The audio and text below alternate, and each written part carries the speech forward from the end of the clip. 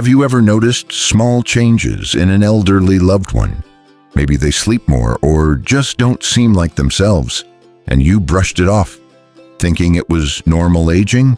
What if I told you that those little changes, the ones we so easily dismiss, were actually quiet warnings of something much deeper? What if those moments when you thought something's different but they're just getting older were actually your heart recognizing what your mind wasn't ready to accept? You know, I've been in this field for years, and I've seen families miss these subtle signs over and over again. Not because they don't care, God knows they care deeply, but because nobody ever taught them what to look for. Nobody ever told them that love sometimes means paying attention to the uncomfortable details we'd rather ignore. This video isn't meant to scare you, I promise you that. It's meant to prepare you, to arm you with knowledge that could change everything about how you show up for the people you love. Because sometimes what we dismiss as ordinary aging could actually be signs that a loved one is in their final year of life. And knowing these signs, really understanding them, means you can respond with love, care, and presence when it matters most. It means you won't look back with regret, wondering if you missed the chance to be there in the way they needed you to be. Today, we're going to explore 5 often overlooked signs that could indicate an elderly person is approaching their final year. These aren't the dramatic, obvious changes you might expect. No, these are the subtle shifts, the quiet transformations that happen slowly, day by day, until suddenly you realize everything has changed. But once you know what to look for, once you understand what these signs really mean, you'll never see them the same way again. You'll see them for what they are, invitations to love more deeply, to be more present, to cherish what time remains. Comment, "I'm here," if you want to be more aware, more prepared, and more present for the people you love. Because that's what this is really about, being here, being present, being the kind of person who shows up when it matters most. And if this matters to you, if you want to walk this journey with others who understand, please subscribe to Elder Wisdom. We're here to walk this path with you, to hold your hand through the difficult conversations and the tender moments that make us human. Sign number 1, sudden or consistent weight loss. Picture this. Uncle John used to enjoy Sunday dinner with the family, never missed dessert. He'd joke about his sweet tooth, always reaching for seconds, always complimenting whoever cooked. But over the past few months, something shifted. His pants started to hang loose, and you noticed his belt had new holes punched in it. Meals became a struggle. The man who once cleaned his plate now picks at his food, pushes it around, says he's just not hungry anymore. Your family starts to worry, but then someone says, "Well, he's always been a picky eater." Or maybe he's just being more careful about his health. And you want to believe that, don't you? Because the alternative feels too heavy to carry. But here's what's really happening. As the body ages and organs begin to decline, energy demands shift dramatically. In the late stages of life, the body may naturally reduce food intake. It's not stubbornness or pickiness, it's physiology. The digestive system slows down, the sense of taste and smell diminish, and sometimes the body simply doesn't signal hunger the way it used to. Families often think it's just picky eating or old age, and I understand why. It's easier to explain away than to face. But when paired with weakness, disinterest in favorite foods, or clothes that suddenly don't fit, it could signal a deeper decline. The body is beginning to prepare itself, conserving energy for essential functions. So what can you do? Instead of pushing full meals that feel overwhelming, offer high-calorie shakes, soft snacks, and favorite comfort foods in smaller portions. Make eating social and pleasant again. Sometimes a milkshake shared while looking through old photos can accomplish more than a full dinner eaten alone. But what if it's not just eating that's changed? What if they're sleeping far more than usual and no amount of rest seems to be enough? Sign number 2, excessive fatigue or sleeping more than usual. Grandma used to call every morning at 8 o'clock sharp. You could set your watch by it.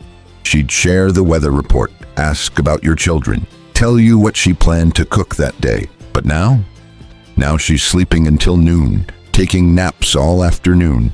And when you do reach her, she says she's still tired. Bone deep tired in a way that sleep doesn't seem to fix. You might think, well, she's earned her rest, or sleep is good for healing. And you're not wrong. Sleep is restorative. But this isn't the restful sleep of someone recharging. This is something different entirely. The body may begin conserving energy as it prepares for end of life. This isn't just being tired after a busy day or even the fatigue that comes with normal aging. This is a systemic slowdown, like a phone conserving battery by dimming the screen and closing unnecessary apps. Essential functions continue, but everything else begins to quiet down. It's easy to say, they're just old, and I've heard that phrase countless times from well-meaning family members. But this level of fatigue, this constant need for sleep, paired with never feeling rested, often isn't normal aging. It's the body's way of shifting resources, preparing for a transition that's still to come. What can you do? Track sleep patterns if you can, and encourage gentle activity during daylight hours to help maintain some rhythm. But don't force it. If they want to nap, let them nap. If they need to sleep 16 hours a day, honor that need. Your job isn't to fix their fatigue, it's to love them through it. Sleep patterns can change dramatically, but so can social ones. And sometimes the people we love begin to pull away in ways that break our hearts. Let's talk about withdrawal next. Sign number 3, social withdrawal or emotional detachment. Dad stopped joining family dinners about 3 months ago. At first, he had excuses. He wasn't feeling well. He'd already eaten. He was tired from his doctor's appointment. But now he doesn't even make excuses. He just says he's fine and retreats to his room, sitting quietly in his chair, distant, like he's somewhere else entirely. Like he's slowly stepping back from a world he's been part of for decades. When you try to include him, he's polite but detached. He'll smile and nod, but his eyes seem focused on something you can't see. It's like watching someone you love become a ghost while they're still breathing. Emotional withdrawal is incredibly common as some people begin to detach from the world around them. This can be subconscious, the mind's way of preparing for what's to come, or it can be a form of emotional self-protection. Sometimes people begin to separate from relationships to make the eventual goodbye less painful for everyone involved. You might think they're just cranky or going through an introverted phase. Maybe they're depressed, you tell yourself, and that's something that can be treated, something that can be fixed. But sudden detachment, especially when paired with other signs, can be more than a mood change. It can be a red flag waving in the gentle breeze of approaching change. Here's what I want you to remember. Their withdrawal isn't rejection of you personally.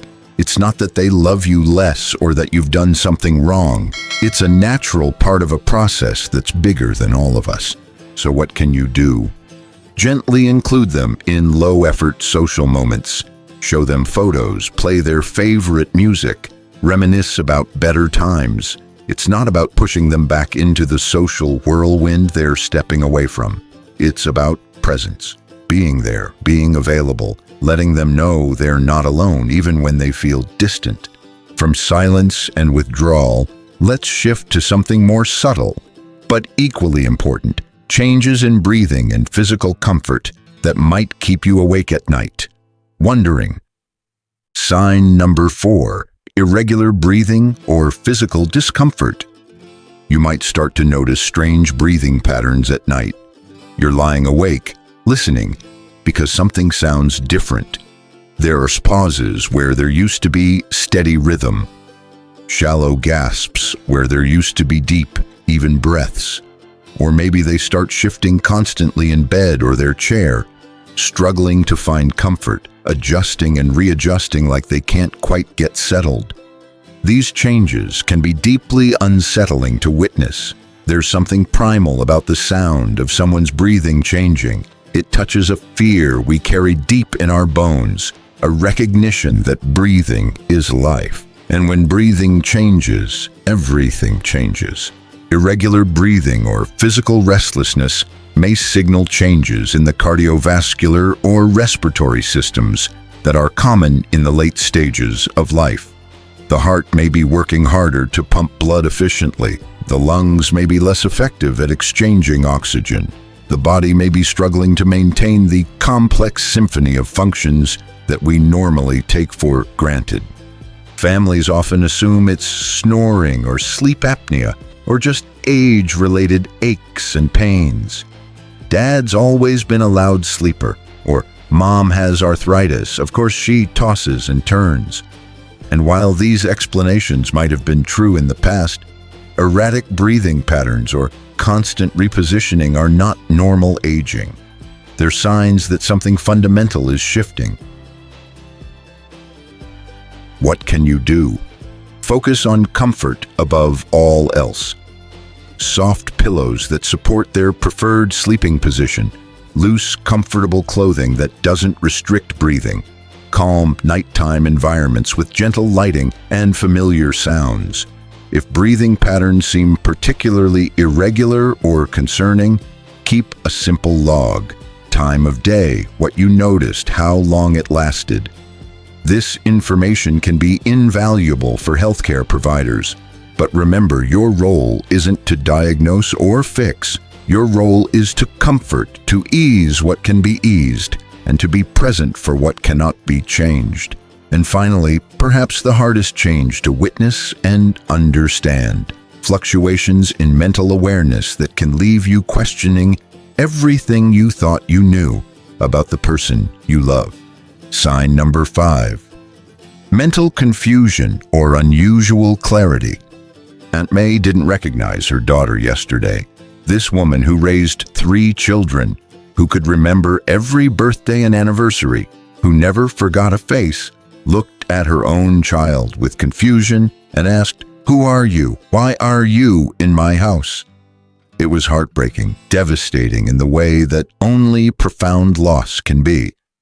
But then today, something extraordinary happened. Aunt May told a childhood story in perfect detail about the summer she spent at her grandmother's farm, about the way the kitchen smelled like cinnamon and the sound her grandfather made when he laughed. She told it like she was there again, like she was that little girl running through tall grass with her hair flying behind her. The detail was stunning, the memory crystal clear, more vivid than conversations you had with her last week.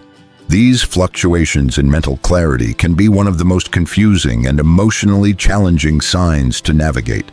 Confusion, memory loss, or even moments of sudden, unexpected lucidity can occur due to changes in oxygen levels, blood flow to the brain, or shifts in brain chemistry that accompany the body's declining functions. Families often see confusion as dementia, something progressive and irreversible that needs to be managed medically. Or they dismiss moments of clarity as good days, random bright spots in an otherwise declining cognitive landscape. But these mental shifts, especially when they happen close together, are meaningful signals. They're the brain's way of responding to changes in the body's ability to support complex cognitive function. Sometimes in moments of unusual clarity, people will share profound memories, express deep emotions, or have conversations that feel like gifts, final expressions of who they truly are beneath the confusion and decline. What can you do? Be calm, patient, and endlessly supportive. Note changes when they happen. When was she confused? When was she clear? What seemed to trigger each state? Keep conversations simple and gentle, but don't talk down to them. If changes are sudden or severe, involve a healthcare provider, but remember that some fluctuation might be a natural part of the process. Most importantly, treasure the moments of clarity. Record them if you can. Write them down. Hold them close. These might be the last gifts of the person you've always known and loved.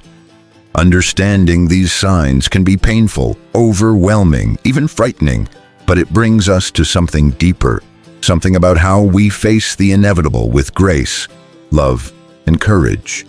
Watching someone fade slowly is one of the hardest things we face as human beings. The person who raised you, who made you laugh until your stomach hurt, who held your hand through your own dark moments, now needs you in ways you never imagined. The roles have reversed, and you're suddenly the caregiver, the protector, the one who has to be strong when everything inside you wants to fall apart. I know this feels overwhelming. I know there are nights when you lie awake wondering if you're doing enough, if you're seeing the signs clearly, if you're prepared for what's coming. I know there are moments when you want to scream at the unfairness of it all, when you want to bargain with time itself to slow down, to give you more days, more conversations, more chances to say the things that matter. But here's what I want you to understand, what I need you to carry with you. Recognizing these signs doesn't mean giving up. It doesn't mean accepting defeat or throwing in the towel. It means stepping up with love, with grace, and with the kind of courage that only comes from truly loving someone more than you love your own comfort. When you know what to look for, when you understand what these changes mean, you can respond differently. You can stop trying to fix what can't be fixed and start focusing on what really matters. You can stop pushing them to eat full meals and start sharing milkshakes. You can stop insisting they stay social and start being present in their quiet moments. You can stop panicking about their confusion and start treasuring their moments of clarity. This knowledge is power. Not the power to change the outcome, but the power to change the experience. The power to make whatever time remains gentler, warmer, more filled with love and less filled with anxiety and resistance. Call them. Not tomorrow. Not when you have more time. Not when the conversation feels easier. Call them today. Sit beside them without trying to fix anything. Bring their favorite blanket. Play their favorite song. Share their favorite memory. Sometimes the smallest gestures speak the loudest words. Sometimes just being there is everything. This isn't about fearing the end. Death is not the enemy here. The enemy is regret, missed opportunities, words left unsaid, presence withheld because we were too scared or too busy or too overwhelmed to show up fully. This is about honoring their life, celebrating who they've been, and making sure their final chapters are gentle, warm, and filled with dignity. With awareness and care, with presence and patience, we can transform what feels like an ending into something beautiful, a completion, a final expression of love that honors both their life and our relationship with them.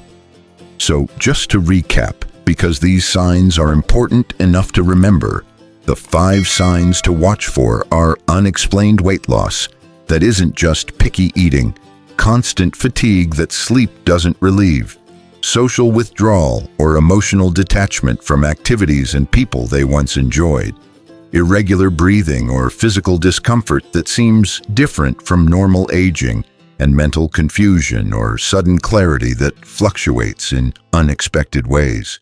These signs don't appear in isolation, and they don't follow a timeline. Some people will show all 5, others might show just 1 or 2. Some changes will be gradual, others more sudden. The key is awareness, knowing that these changes can be meaningful, understanding that they might be trying to tell you something important about where your loved one is in their journey. Have you noticed any of these signs in someone you love? Or did something in today's video resonate with you in a way that surprised you? Maybe it brought up memories or helped you understand something you witnessed, but couldn't quite name. Share your thoughts in the comments below. I read every single one, and your experiences help other people feel less alone in this journey. Sometimes the comments section becomes a place where people find community, where they realize they're not the only ones navigating these difficult waters. Your story might be exactly what someone else needs to hear today.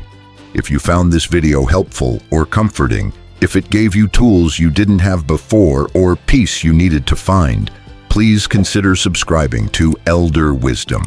We're building something special here, a space where love, awareness, and care meet, a place where the difficult conversations happen with compassion, where knowledge is shared with kindness, and where no one has to face these challenges alone. This isn't just about gaining subscribers or building an audience. This is about creating a community of people who understand that caring for our elders, recognizing their needs, and honoring their transitions is sacred work. Work that requires courage, wisdom, and most of all, love. Thank you for spending this time with me today. Thank you for having the courage to learn about difficult things, for choosing awareness over denial, for deciding to be present even when presence is painful. The world needs more people like you, people who show up, who pay attention, who love deeply even when loving deeply is hard. Stay compassionate, stay present, and remember, the time we have is precious precisely because it's limited. Make it count. And as always, I'll see you in the next video.